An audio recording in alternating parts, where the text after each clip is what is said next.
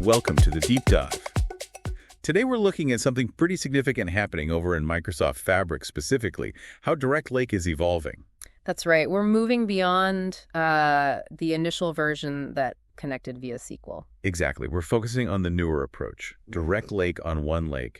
We want to unpack what this really means for you when you're trying to get insights from your data faster. Yeah, cutting through some of the jargon, what's different, what are the benefits, especially for, reporting and analysis. So let's dive straight in. Direct Lake on OneLake. What's the fundamental shift compared to the, let's call it the SQL endpoint version we had before? Okay, so the absolute core difference is how it accesses the data. Direct Lake on OneLake talks directly to the Delta tables in OneLake. It never falls back to using direct query. Never. Okay. Never. Whereas the older Direct Lake on SQL could flip over to direct query mode when it was talking to that SQL Analytics endpoint. Right. I remember that. Especially with views, wasn't it? Exactly. Views typically meant direct query unless you specifically materialize them into tables beforehand. This new way, well, it aims for a more direct, potentially faster path. Okay, that sounds cleaner. Now, another thing I heard was about combining data sources. Is that easier now? Oh, absolutely. This is, I think, a really big one. With Direct Lake on OneLake, you can actually pull tables from multiple different lakehouses or warehouses into just one semantic model. Okay. So not limited to just a single lake house or warehouse anymore. Nope. That was a limitation with the SQL version 1 source per model. So this new multi-source capability. It's huge for flexibility, if your data is spread across a couple of places in Fabric. Yeah, that definitely sounds like a game changer. Saves building those sort of intermediate lake houses just to combine things sometimes. Precisely. Avoid some of that architectural complexity. Okay, what about permissions? How does that work now if you're pulling from multiple places? Right, so permissions follow the source. It's simpler in a way. You need permission directly on the lake house or the warehouse you're pulling from. Specifically, read all permission on the actual Delta table. Read all on the Delta tables, got it. Yeah, and just a heads up, for shortcut tables, accessing those currently needs you to be in the OneLake Security Early Access Program. So that's still rolling out. Okay, so standard tables, read all on the source. Shortcuts need early access for now. How did that compare to the old way? The Direct Lake on SQL method relied on the SQL Analytics endpoint for permissions. You needed read data permission on that endpoint. So it's a shift from endpoint permissions to source item permissions. Makes sense, tied closer to the data itself. Let's talk about actually building these models. Where does that happen now? Has that workflow changed? It has, yeah. Direct Lake on OneLake models, you create them and you edit them entirely within PowerBI desktop. Okay, so back in the familiar desktop environment for the whole process. Pretty much. They've mentioned web editing as planned for the future, but right now it's a desktop-first experience for creation and full editing. And the SQL version was different. Yeah, with Direct Lake on SQL, you typically initiated the model creation from the web interface, like from the lakehouse or warehouse page itself. You could then edit it in desktop later, but the starting point was web.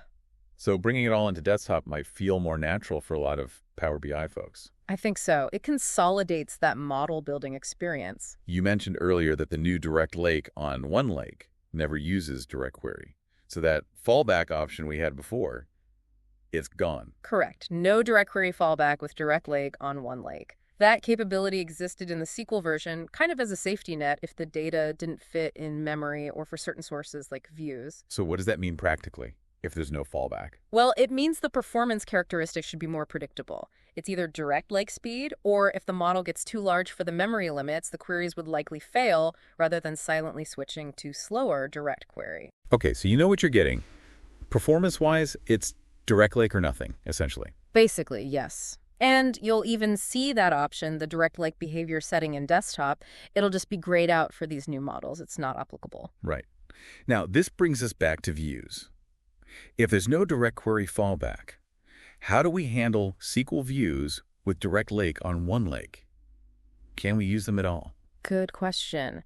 So standard SQL views, the ones defined in the SQL Analytics endpoint, you can't directly use those in a Direct Lake on OneLake model. Okay, so if I have logic built into a view, you need to materialize it. Basically, you need to run that views query and save the results as a new Delta table within your lakehouse. I see. So turn the view into a physical Delta table. Exactly. Once it's a Delta table, Direct Lake on OneLake can read it just fine, just like any other table. And that avoids the direct query issue because it's reading static data from the materialized table. Precisely. Remember, the SQL version could read views, but that's what triggered the switch to direct query mode. Materializing keeps you in the pure direct lake mode with the new approach. Got it. So pre-process views into tables if you need them in Direct Lake on OneLake. What about those shortcut tables you mentioned? Are they usable? In this initial public preview phase for Direct Lake on OneLake, not directly unless you're part of that OneLake security early access. Okay, so general availability, no shortcuts yet. Correct.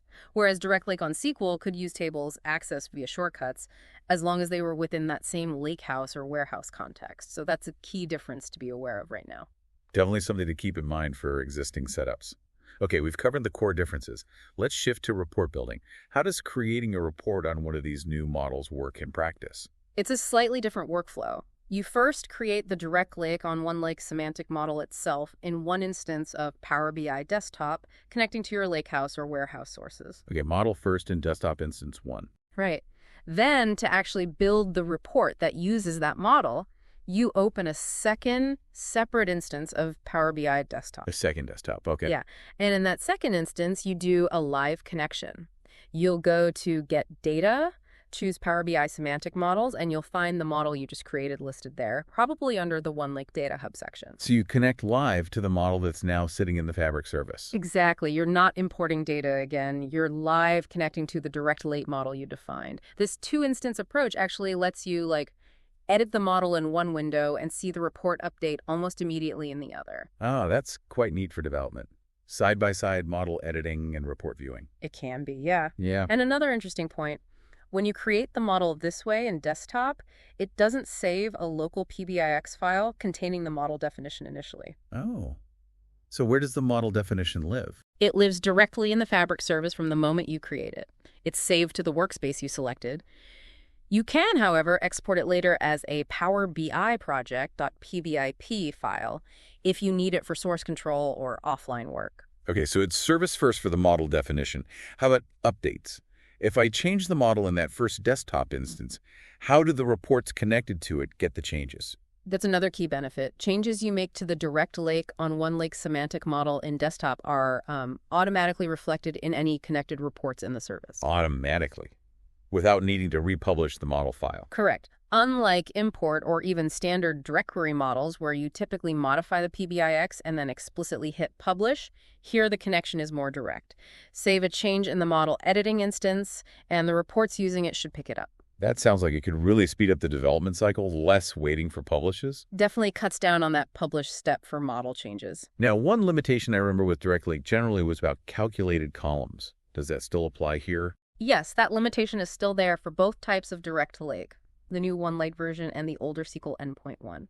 You can't create DAX calculated columns that directly reference columns from the Direct Lake source tables. Okay, so no row-by-row calculated columns added directly in the model on top of Direct Lake data. Right, but you can still use things like calculation groups and field parameters. Yeah. These DAX features are supported. Good to know.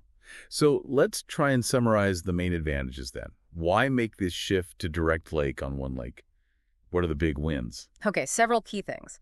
First, that multi-source capability combining data from multiple lakehouses and warehouses in one model. That's a major plus for flexibility. Right, huge simplification potentially. Second, creating and managing the models fully within PowerBI desktop. That's a familiar environment for many. Yeah, more integrated workflow. Third, the potential for better performance and more seamless sync with the OneLake data itself because you're bypassing that SQL endpoint layer. It's a more direct route. Closer to the source data. Exactly.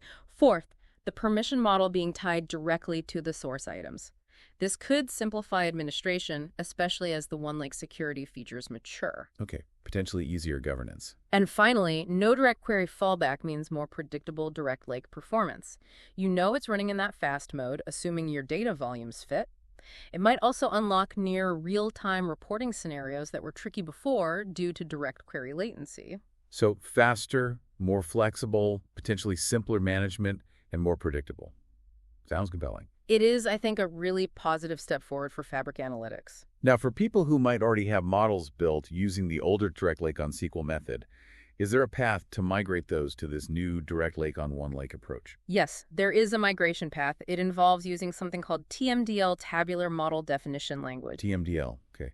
the text-based model definition. That's the one. It's accessible within Power BI Desktop now.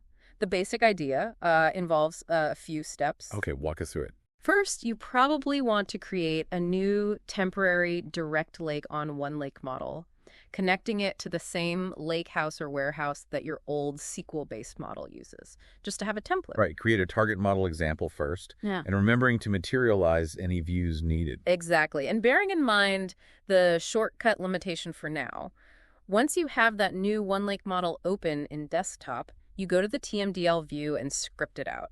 You'll want to copy the main expression part, usually starts with let. Copy the core definition from the new model. Got it. Then you open your existing direct lake on SQL model in another desktop instance, go to its TMDL view, script it out, and definitely save a backup copy of this original script first. Always back up. Good advice. Always.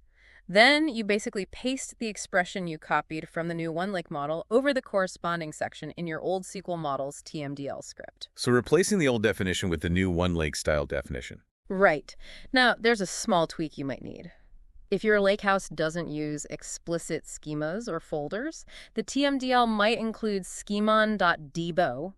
You'll need to find and replace that. Maybe just remove the schemam line if there's no schema, or put in the correct one if there is. Okay, a little schema cleanup potentially needed. Potentially. Then you apply the changes back to the model from the TMDL view. After that, you'll need to refresh the model data, and probably manually refresh any calculated tables or calculation groups if you have them. And then, of course, test thoroughly. Test, test, test. Okay, so it's feasible, but requires careful handling of the TMDL script. It does. It's a powerful way to switch the model's underlying connection type while preserving your measures and relationships, but yeah, needs care. Well, that's a really helpful overview.